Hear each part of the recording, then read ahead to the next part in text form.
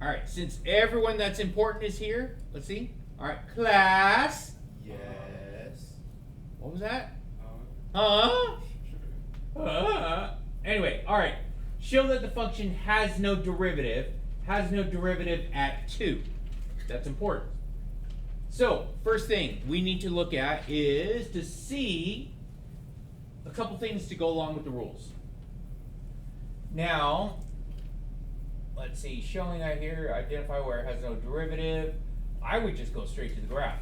That's what I would do. But, let's see, mathematically, what do we have?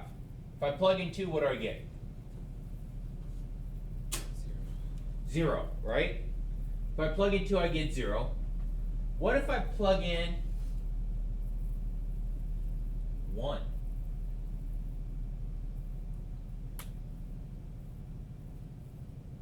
What do I get? If I plug in 1.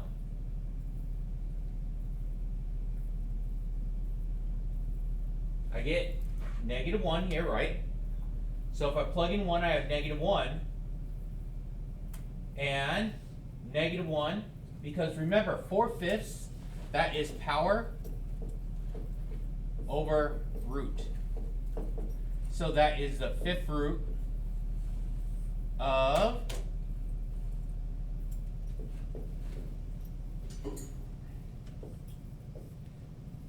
raised to the 4th.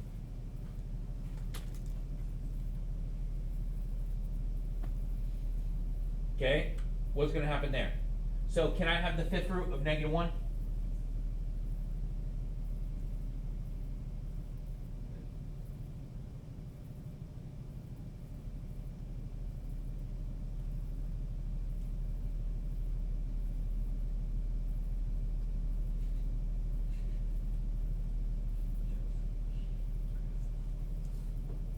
If you question it, go ahead, look it up. I don't mind. Like seriously, if you're struggling, especially on some of these problems that you're like, what the hell? Where in the hell did that come from? When did imaginary numbers become real?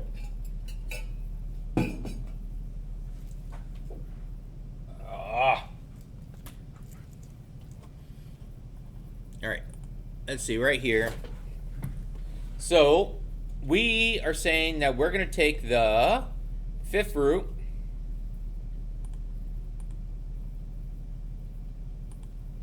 of, let's see, 1 minus 2 close raised to the 4th, right? So I can do that. So I can have a negative. Why am I now allowed to have a negative inside the radical?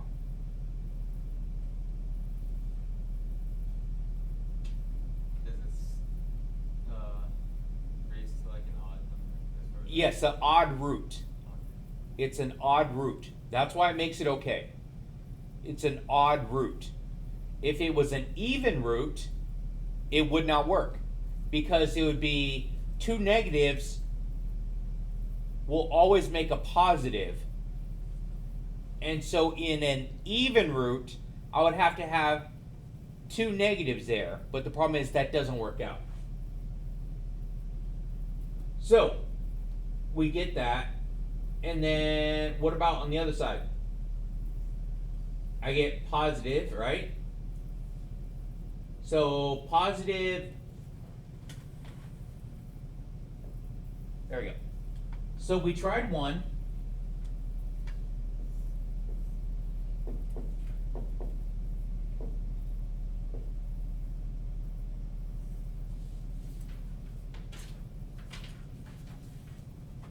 What do you think I'd get with 3?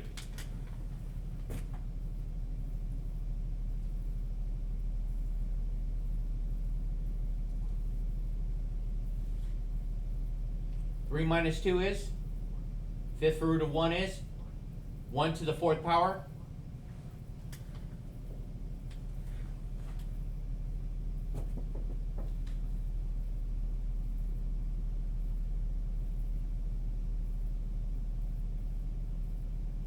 Okay, so now we're trying to show that this has no derivative.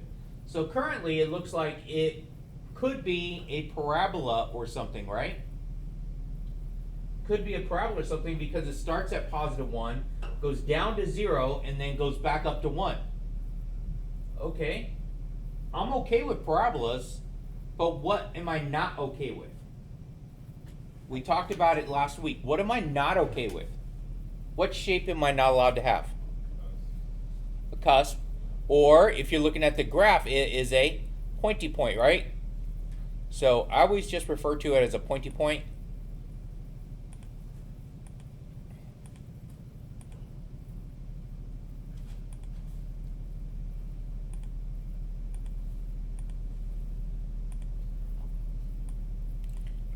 There we go. So what that shows you right here, it is going to be like an absolute value type of problem where I'm always going to get positive out of it. That fourth power on that means that I'm always going to get a positive number. So it's not going to go into the negatives because of that. So what that is that pointy point. So I cannot take a derivative there on the edge or the tip of a point. So I cannot have a derivative. Can I have a limit? I could say that the limit from the left side is going to be 0. I could say that the limit from the right side is also going to be 0. Is the function equal to right here? Yes. Because it's a closed dot right there, right? There is no open dot right there where it's undefined. So the function is equal to the limit, but this is not going to have a derivative because how this comes to a point. And I can't balance on a point to get a tangent line.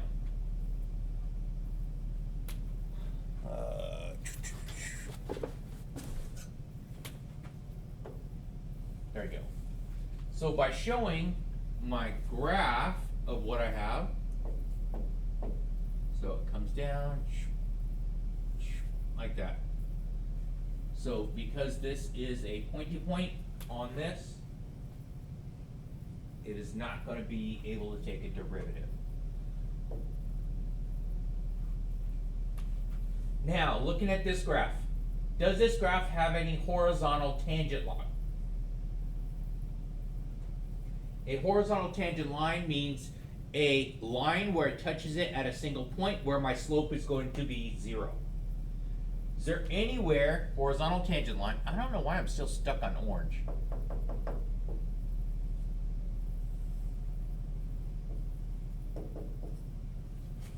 So horizontal tangent line, anywhere on that graph where my slope is equal to 0. No. Graph have any vertical tangent lines? Vertical tangent lines. It's going to be undefined or like that. 1 divided by 0. So it rise over run, I have a 0 run.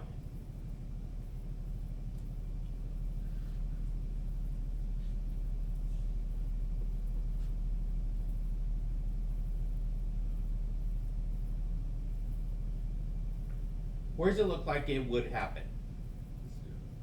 It looks like it's going to happen at 0. That is, looks like it's an asymptote, right? It's approaching that number.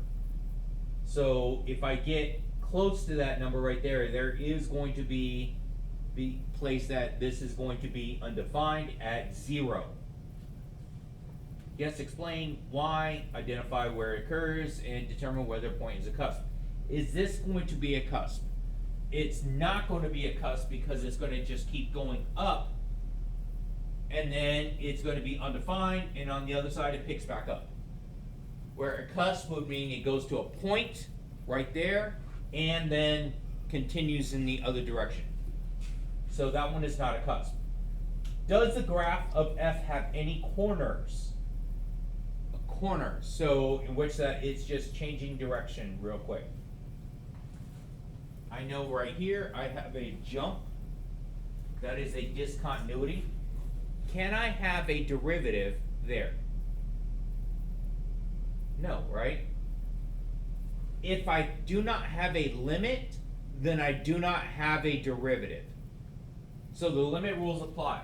Left side, right side go to the same number, and the function has to be equal at that number. So this one right here is a place in which that it's not going to take a derivative because the limit does not exist there either.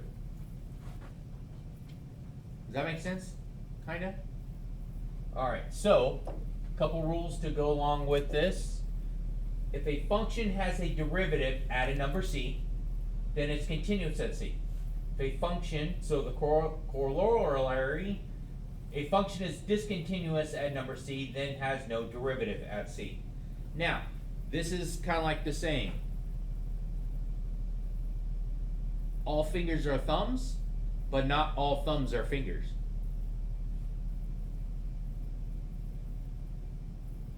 Did I say that backwards? All thumbs are fingers, but not all fingers are thumbs. There we go, that's better. So all your thumbs are fingers, but not all fingers are thumbs. Right here, if it's a derivative, then that means that the limit exists.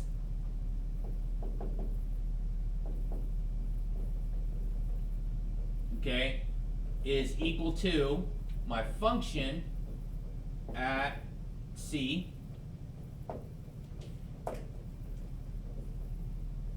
So the limit has to exist, and it has to be equal to the function for this to actually even work. So if it has a derivative, then both these things must work.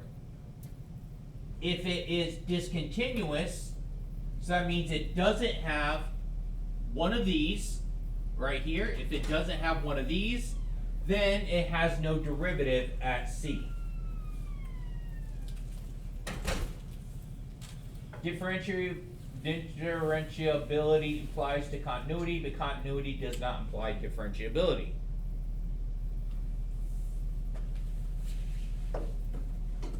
Here is examples of this. F is continuous at 1, and f prime of 1 exists. Of my graph, right here, it's continuous, and it does exist. This one right here, it is continuous at 0, but g prime of 0 does not exist because that changes direction. That is a sharp corner. That is the cusp. And this is discontinuous here, and because it's discontinuous, the derivative does not exist. Make sense? Kinda? Alright. That's it. So, make sure you guys all like, share, and subscribe. Hit that notification button. Support my channel. That's the last. Buy stuff from the merch store.